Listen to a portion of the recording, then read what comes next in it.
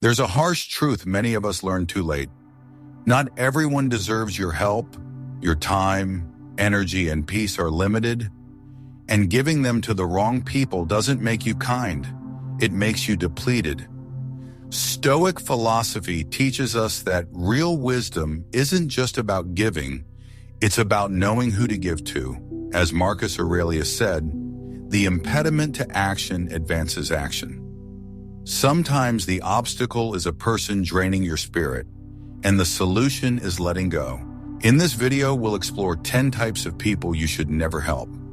These aren't just difficult personalities, they're individuals who manipulate, deny reality, reject growth, and exploit your empathy.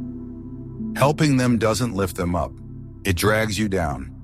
If you've ever walked away from helping someone feeling worse, not better, this message is for you. If you're ready to protect your peace and practice wiser compassion, stay with me. And if this resonates, like the video and subscribe for more Stoic wisdom each week. Let's begin. Number 1. The immutable. There are people in this world who do not want to change, not because they can't, but because they built their identity around what's broken. They've grown so attached to their pain that the idea of healing threatens their sense of self. These are the ones who will vent, complain, and ask for your opinion.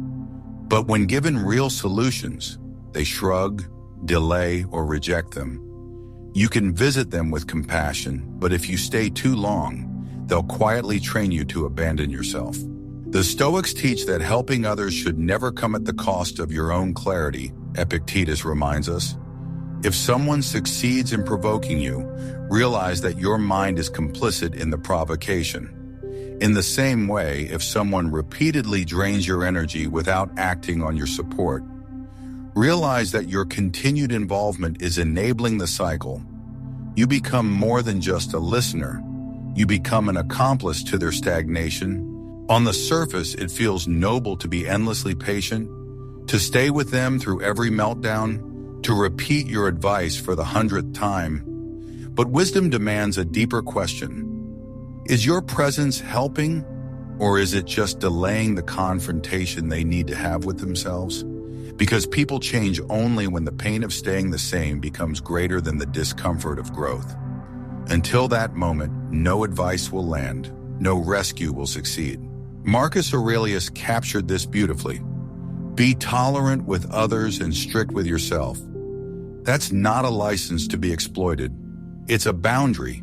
It means you must accept that not everyone is ready, not everyone wants the truth.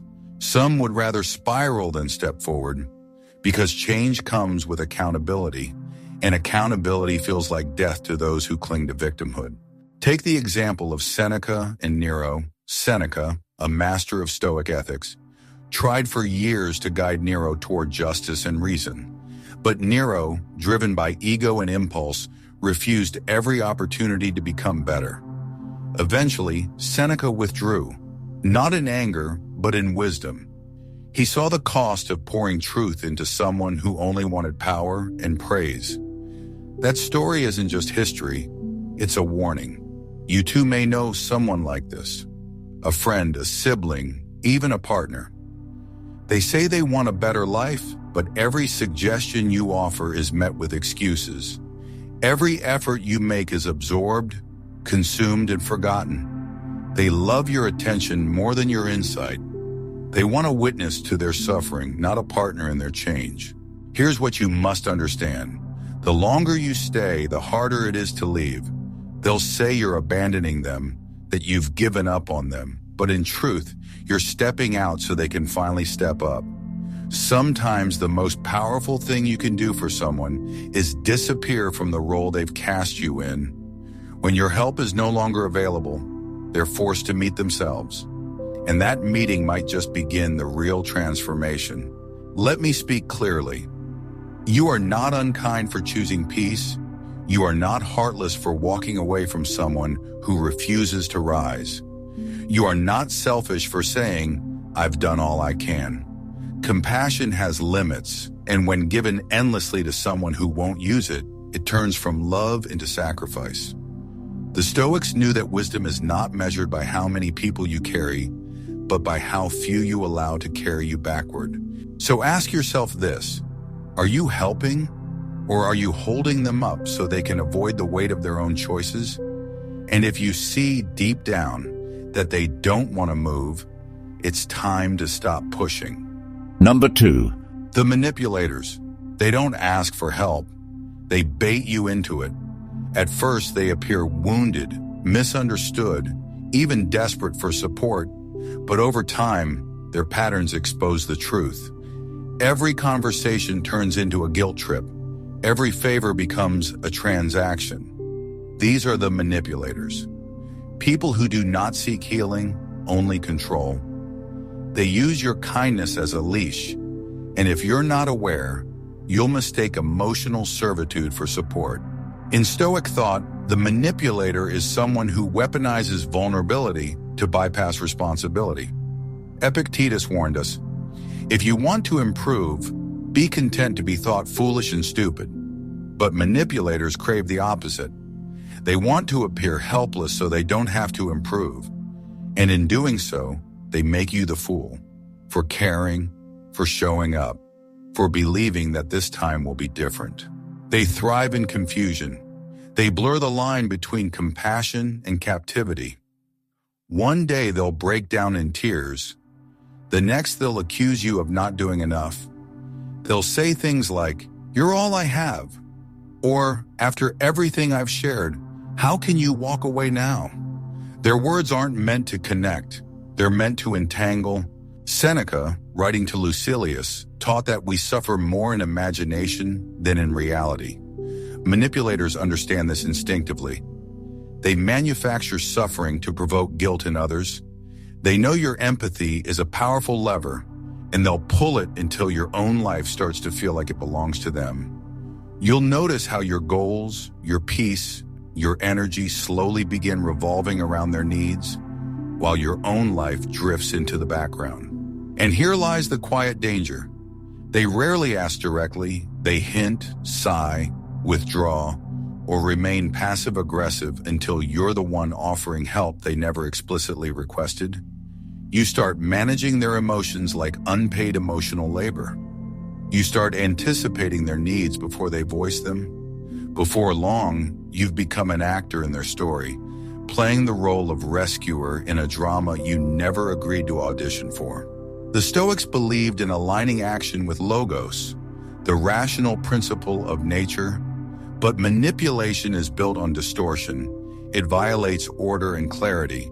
That's why Marcus Aurelius warned, the best revenge is not to be like your enemy. The Stoic way is not to fight back with more emotion, but to retreat into reason, silence, and boundaries. Consider the life of Eleanor Roosevelt. She grew up in a family that used criticism and shame to control her, but she eventually recognized the manipulation and chose her own path. Her famous line, "No one can make you feel inferior without your consent," is a Stoic shield. It reminds us that when you stop giving manipulators your emotional consent, their hold collapses. Still, many compassionate people stay far too long, hoping their love will change someone. But manipulators don't respond to love. They respond to limits. They need your availability to survive. And when you withdraw it, not as punishment, but as protection, they flail. Not because they miss you, but because they've lost control of you. Here's the truth. Your time is precious, your energy is sacred, and your peace is not up for negotiation. When someone starts twisting your goodness into obligation, you must respond with clarity. You can say no and still be a kind person. You can walk away and still care deeply. Compassion with boundaries is not cruelty, it's maturity. So the next time someone guilts you into staying, doing, fixing, or proving, pause, ask yourself, are you helping a human being or enabling a manipulative pattern? Because in that space of silence, wisdom speaks. And sometimes the most powerful thing you can say is nothing at all. Number 3. The victim. They always have a reason but never a solution. No matter what happens, they are never at fault. Life is unfair. People are cruel. The world owes them something. And you're expected to agree, to comfort, to carry the emotional weight of a narrative that never changes. These are not victims of circumstance. They are victims by identity. They've fused their sense of self with suffering, and they want you to participate in the performance. From a Stoic perspective, this mindset is spiritual poison. It places all power outside of the self. Epictetus taught that it is not what happens to you, but how you react to it that matters. But the person who lives as a perpetual victim rejects this truth. They're not interested in growth. They're addicted to sympathy, and what they crave most is your agreement that the world is to blame. Initially, you may feel compelled to help. Their pain seems genuine. Their stories pull at your empathy. But over time, a strange fatigue sets in, because no matter what insight you offer, no matter how many chances life gives them, they remain stuck. Why? Because their story is more important to them than their freedom. To evolve would mean letting go of their grievance, and they're not ready for that. Consider the life of Viktor Frankl, a Holocaust survivor who endured unimaginable suffering. He later wrote Man's Search for Meaning, in which he explained that even in the darkest conditions, we still have the freedom to choose our response. Frankl didn't deny pain. He transcended it by refusing to let it define him. That is the Stoic way, to turn suffering into strength, not by erasing it, but by refusing to worship it. The perpetual victim, however, chooses the opposite path. They cling to their wounds as if they were trophies. Every conversation circles back to betrayal, injustice, and disappointment. But what they don't realize is this: repeating your story is not the same as healing from it, and inviting others to participate in that repetition is not support, it's emotional entanglement. Seneca reminds us, it is not that we have a short time to live, but that we waste a lot of it. And one of the easiest ways to waste your life is by investing deeply in those who refuse to rise. You think you're helping them carry a burden, but in truth, you're helping them avoid responsibility. And that's not kindness, that's collusion. Here's the paradox. The victim wants to be rescued, but will sabotage every attempt to be lifted. If you offer advice, they say, yes, but if you suggest a path forward, they explain why it won't work. What they seek is not progress, but validation. They want you to say, yes, it's hopeless. Yes, you were wronged. Yes, the world is unfair. And if you refuse to play that role, they may accuse you of being cold or unsupportive. But clarity is not cruelty. And the Stoic must understand the difference between supporting someone in pain and supporting someone's refusal to move beyond it. You can grieve with someone without getting trapped in their endless loop. You can acknowledge suffering without becoming a permanent character in someone else's tragedy. Eventually, you must choose. Do you want to be their audience, or do you want to be free? Walking away from the perpetual victim isn't abandonment. It's a boundary. It says, I believe you are capable, but I refuse to pretend you're powerless. That's the most honest form of love you can offer.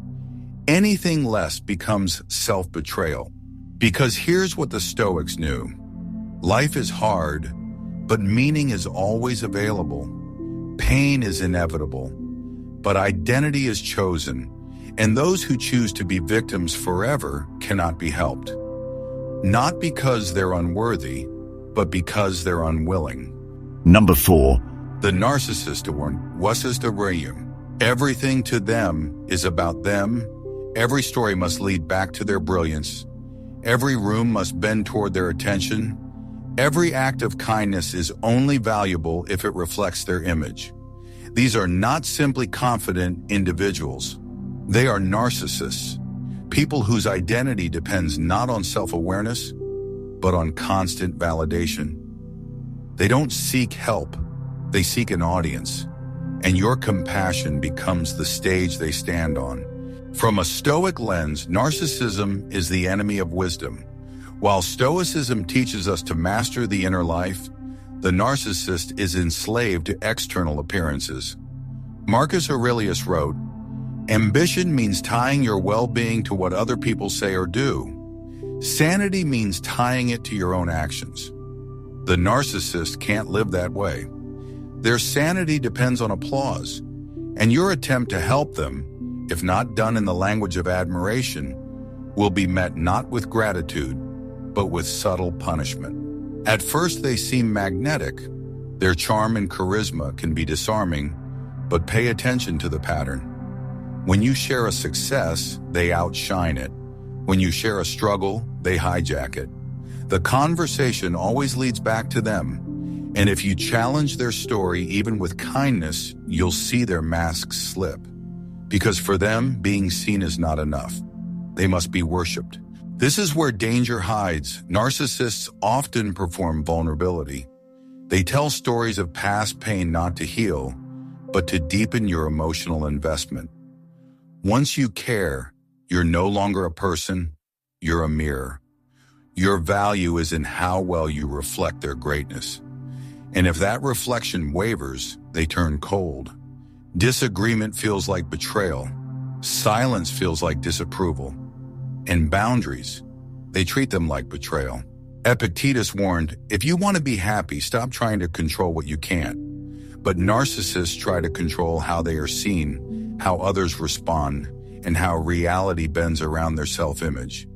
When you try to offer real help, truthful feedback, grounded insight, or limits, they don't interpret that as care. They see it as rejection. Think of Steve Jobs, not just the tech icon, but the man in transition. In his early years, his vision was clouded by ego and a need to control perception. He alienated teams, pushed people too far, and chased perfection for the sake of legacy. But after failure, time, and personal reflection, he returned to Apple with less ego and more clarity. He learned to lead with substance, not spotlight. That kind of transformation is rare because most narcissists never allow the discomfort that leads to growth. They protect the image, even as the soul behind it deteriorates. Helping a narcissist without losing yourself is almost impossible. The more you give, the more you disappear. Your emotional labor becomes expected. Your silence becomes permission. And when your usefulness ends, they rewrite the story, casting themselves as the misunderstood hero and you as the disloyal one. Seneca cautioned, associate with people who are likely to improve you.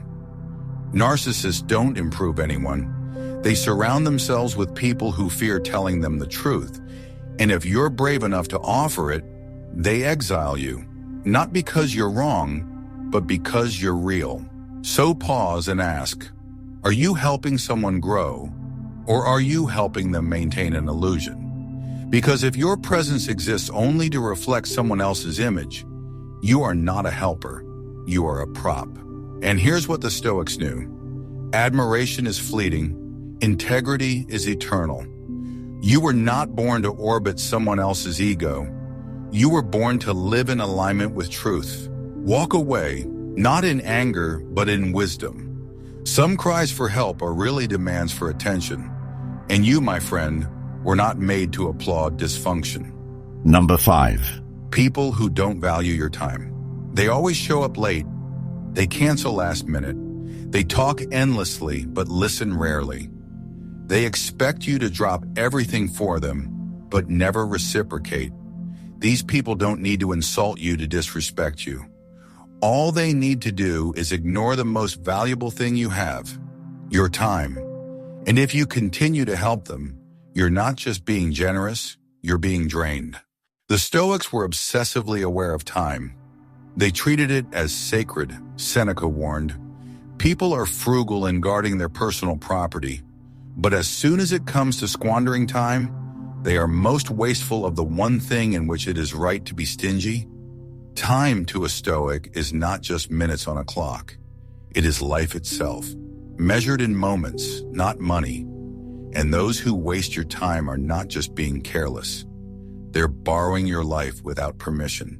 It often begins subtly: a friend who texts only when they need something, a colleague who always schedules quick chats that stretch for hours, a relative who calls not to connect but to unload.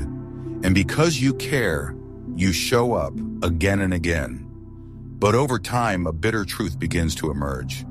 Your time matters less to them than their convenience. And here's where most people make the mistake. They confuse availability with kindness.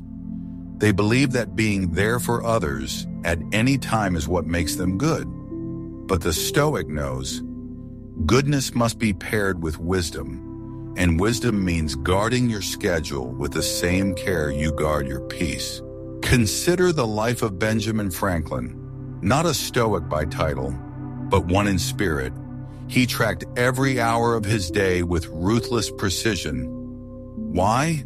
Because he understood that the compound interest of time is far more powerful than the compound interest of money. Every moment well spent builds the architecture of your character, but every moment wasted, especially on those who treat your time as disposable, erodes that foundation. People who don't value your time will always ask for more of it. And if you give in, they'll never stop, because they're not measuring your sacrifice. They're only measuring how much access they have to you. You become a convenience, not a person, a resource, not a soul. Epictetus said, if you want to improve, be content to be thought foolish and stupid.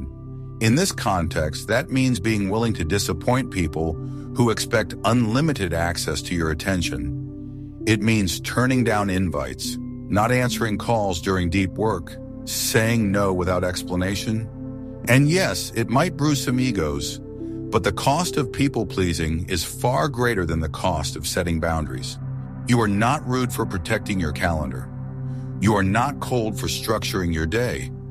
You are not selfish for putting your priorities first. In fact, you are practicing the highest form of respect for your own existence. Over time, those who truly value you will adjust. They'll learn to honor your boundaries, to show up on time, to be concise, to listen as much as they speak. And those who don't, they'll fall away, not because you push them, but because they were never here for you in the first place. They were here for your time, and you finally stopped offering it on demand. So the next time someone assumes your time is flexible, ask yourself, are they treating you like a person or like a pause button on their own chaos?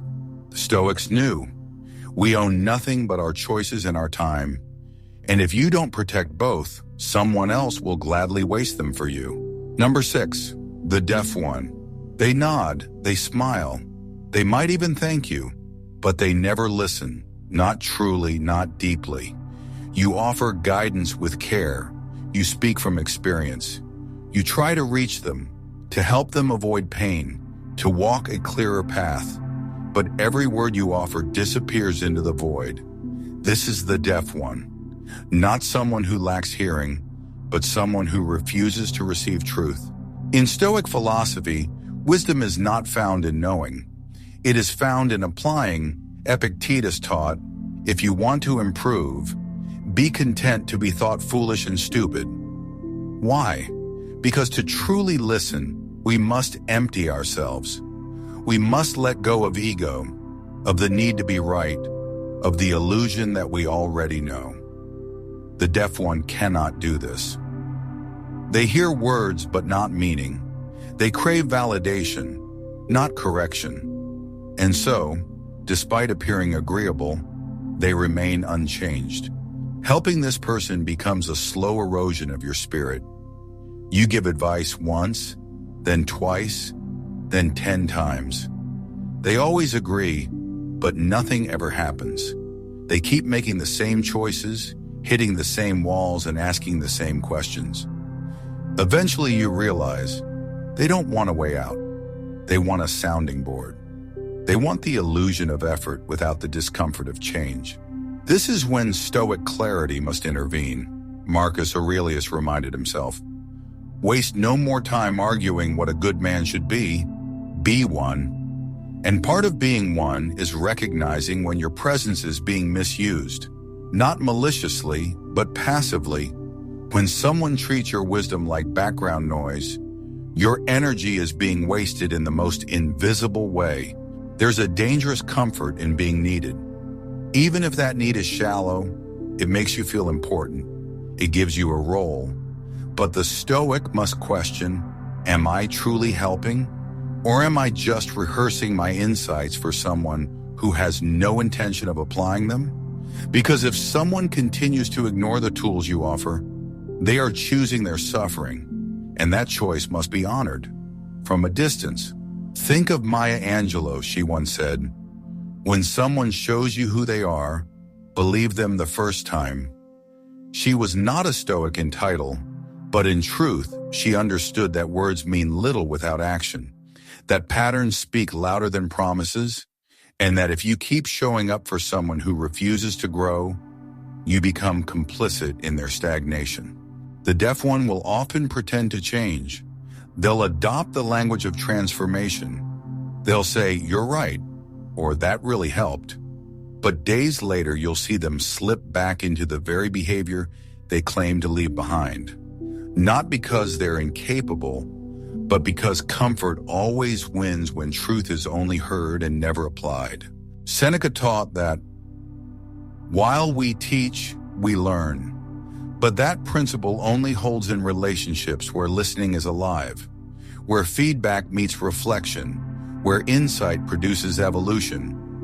Without that cycle, your wisdom is reduced to performance, and your presence becomes a prop for someone else's passivity. You must protect your voice.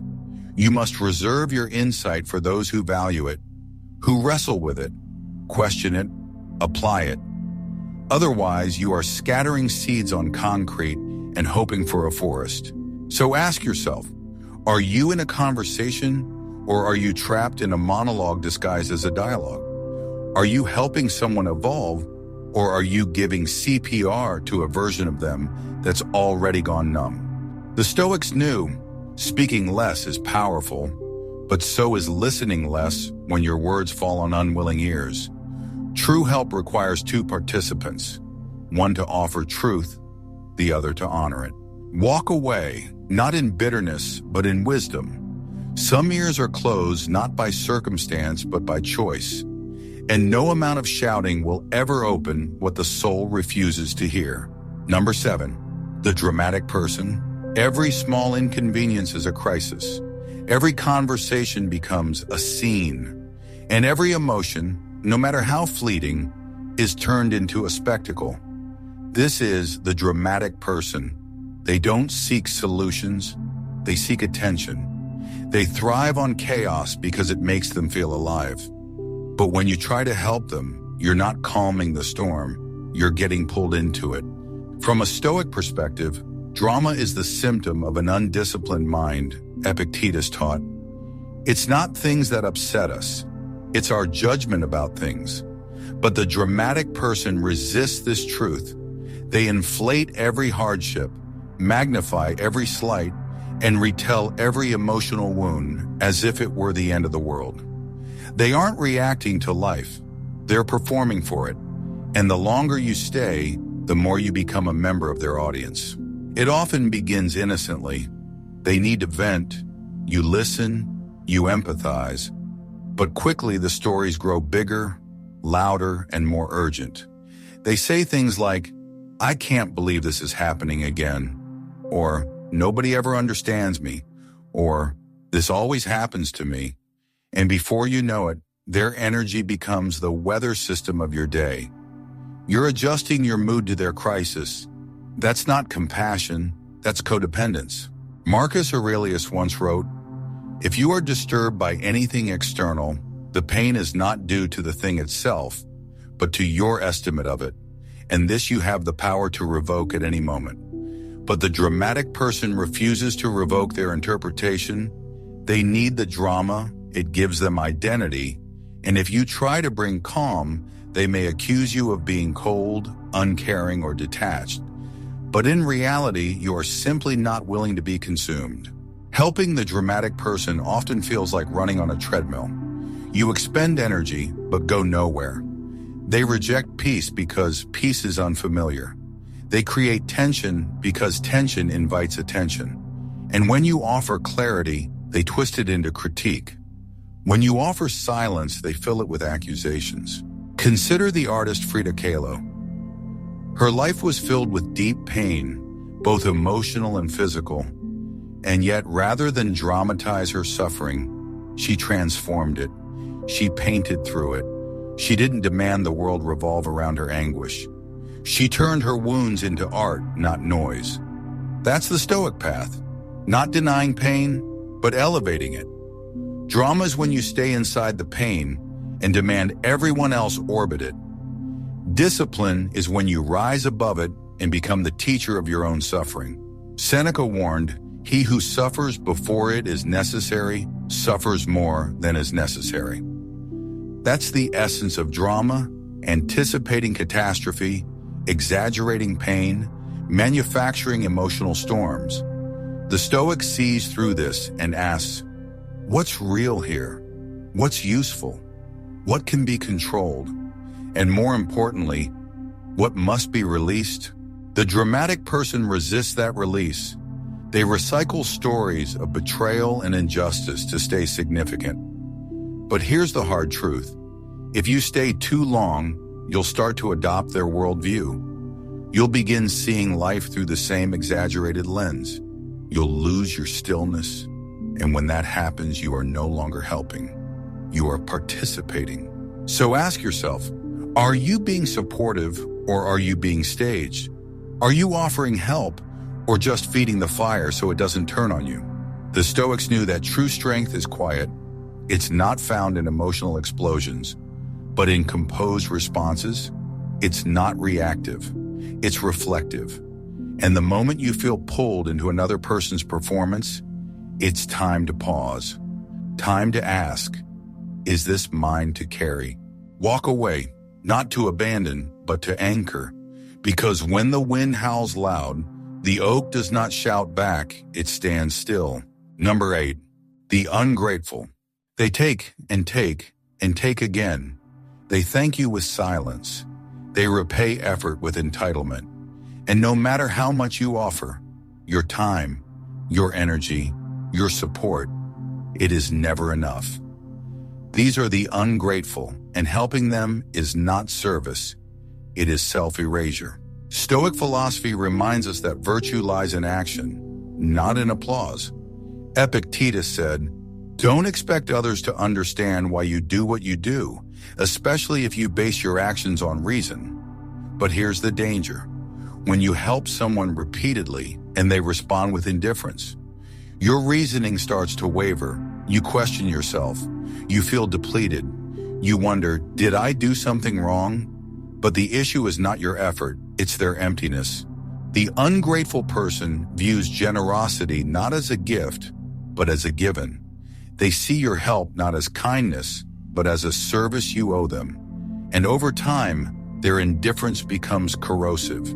You start to notice how they never check in, never ask how you are, never offer anything in return, not even acknowledgement, and that silence, it's louder than any insult.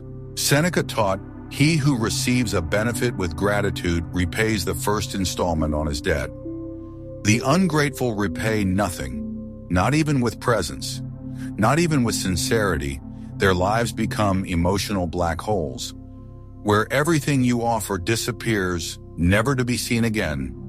And the longer you remain, the more you begin to vanish too. It starts subtly. A favor here, an exception there. You cover for them, support them, defend them. They smile, nod, move on. No reflection, no depth. And if one day you pull back, they act shocked, offended, as if you've broken some unspoken contract. Because to them, your help was never generosity. It was obligation. And now that you're setting limits, you're suddenly selfish. But the Stoic knows, true giving must be guided by discernment, Marcus Aurelius wrote. Waste no more time arguing what a good man should be. Be one. Being good does not mean being used. It means knowing the difference between a gift and a pattern. If every time you give, the other person grows more expectant, more entitled, more silent, that's not a relationship, that's a transaction, and one you never agreed to. Consider Oprah Winfrey. At the height of her career, she famously talked about how she had to learn to say no, even to close friends and family. Not because she stopped caring, but because she started noticing. Some people didn't want connection, they wanted extraction, and until she created firm boundaries, they continued to take. Her lesson? Generosity without boundaries becomes self-betrayal. Helping the ungrateful isn't just a waste of time, it distorts your compass. You begin to think your value lies in what you provide. You start equating your worth with what others consume from you, and slowly you forget that love must be reciprocal, not always in kind but in spirit. Stoicism isn't cold, it's clear. It says, give, but not endlessly, love, but not blindly, help, but not at the cost of your soul. Because when someone cannot even say thank you, they are not missing manners. They are missing mindfulness. So ask yourself, are you giving to build someone up or to keep them from falling apart again and again and again? The ungrateful will never stop taking. That's not because they're evil. It's because no one ever taught them to stop. And your help, unexamined, becomes reinforcement. But the moment you withdraw it with dignity, you teach them something far more valuable than another favor. You teach them consequence. Walk away not to punish, but to protect. Generosity without gratitude leads to exhaustion, and your energy, my friend, was meant to create, not to be consumed without end. Number 9, assertium. Unhasher, the dependent. They don't just ask for help. They rely on it, not once, not occasionally, but constantly. Every decision, every crisis, every inconvenience, they come to you, and at first it feels good. You feel needed, useful, but over time it begins to feel different, heavier, exhausting, because these are the dependent, people who have made your strength their habit. Stoic philosophy doesn't look down on support, but it warns against dependence, Marcus Aurelius wrote. You have power over your mind, not outside events. Realize this, and you will find strength. The dependent refuses this truth. They externalize their power. They hand over the reins of their life and say, you decide, but what they're really doing is avoiding responsibility. And if you're not careful, you become the crutch that keeps them from walking. It starts with small things. What do you think I should do? Can you handle this for me? I'm not sure I can manage. And because you care, you step in. You offer your insight, your energy, your time. But eventually you notice they're not growing stronger. They're growing more attached, not to wisdom, but to your presence. Epictetus reminded us, don't explain your philosophy, embody it. But the dependent doesn't want your example. They want your rescue, and when you don't answer fast enough, or when you encourage them to solve it themselves, they feel abandoned. Not because they're incapable, but because they've grown comfortable being carried. Consider the life of Eleanor Roosevelt. She was not born confident. She battled insecurity, criticism, and the shadow of powerful people around her. But she didn't wait to be lifted. She chose to lift herself. In doing so, she became a voice, not just for women, but for anyone afraid to lead. Her transformation was built on ownership, not outsourcing, and that's what the dependent refuses, ownership. Helping someone once is kindness. Helping someone forever, when they refuse to rise, becomes enablement. And Stoicism demands we know the difference. Seneca warned, sometimes even to live is an act of courage. And courage by nature cannot be delegated. The longer you carry someone who won't stand, the more you rob them of the very muscle they need to build. Inner resilience. Now you might tell yourself, I'm just being supportive. But support without accountability is not compassion. It's containment. You're not helping them fly. You're keeping them grounded by being their wings. And in doing so, you drain your own energy while reinforcing their helplessness. Eventually, they come to expect it. Your presence, your problem solving, your emotional labor. And if you dare to say no, they act betrayed. But the truth is, they betrayed themselves the moment they chose comfort over capacity, the moment they made you responsible for their strength. The Stoic path is one of empowerment, not just for ourselves, but for those around us. You don't empower people by doing everything for them. You empower them by showing them they can survive, adapt, and choose, even when it's uncomfortable, especially when it's uncomfortable. So ask yourself, are you helping someone heal, or are you helping them hide from growth? Because there is a difference, and that difference defines whether your presence is medicine or a sedative.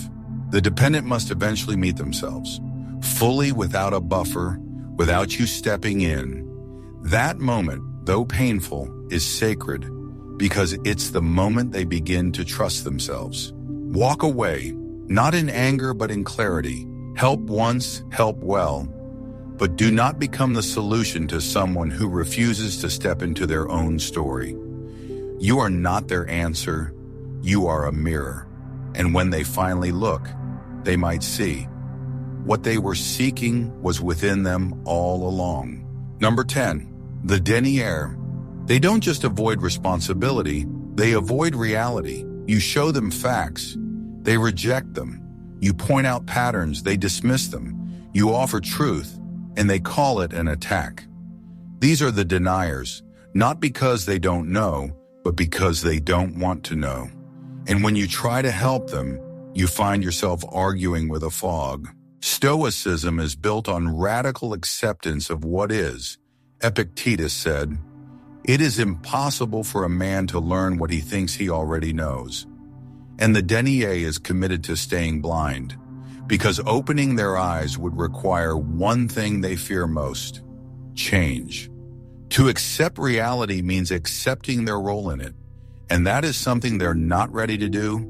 At first, you believe they just need more information, more evidence, more time.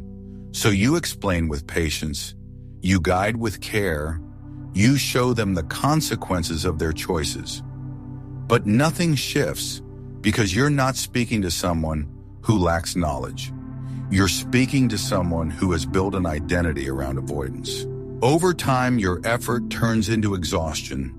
You begin to question yourself. You think, maybe I didn't explain it right. Maybe they're just not ready. But the Stoic reminds us, readiness is not your responsibility, Marcus Aurelius wrote. If someone can prove me wrong and show me my mistake, I will gladly change. It is the truth I'm after. That is the Stoic mindset, humble, open, flexible. But the denier has none of that.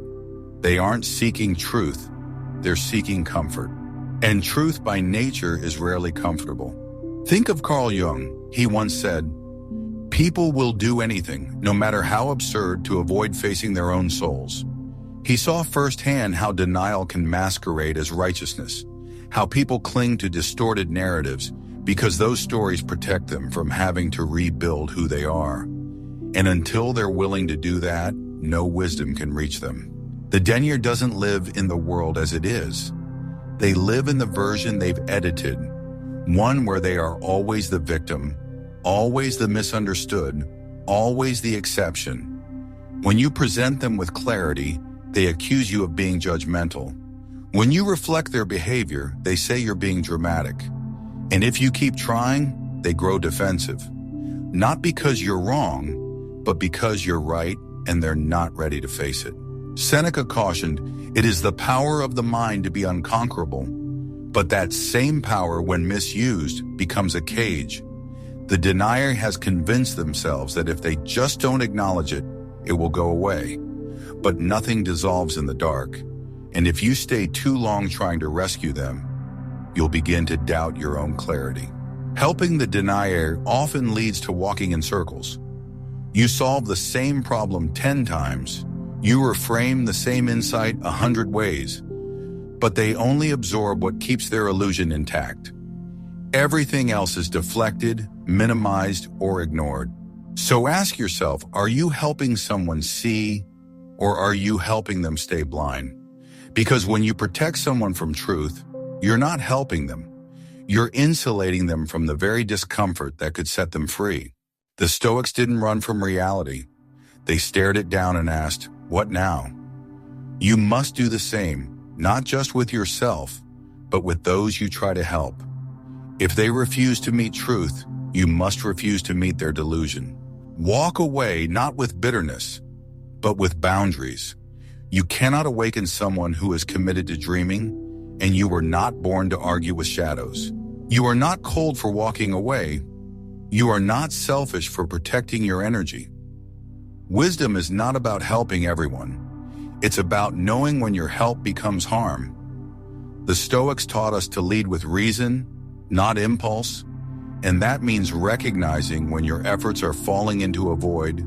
Generosity without boundaries invites exploitation. Compassion without discernment drains your soul. So step back, not out of bitterness, but from clarity. Let your silence become your shield. Let your absence become the mirror they refuse to face. And most importantly, let your peace remain untouched. If this video gave you clarity or strength, consider liking and subscribing. We're building a space for those who choose truth over comfort and inner power over people-pleasing. Until next time, walk steady, walk wise, and walk free.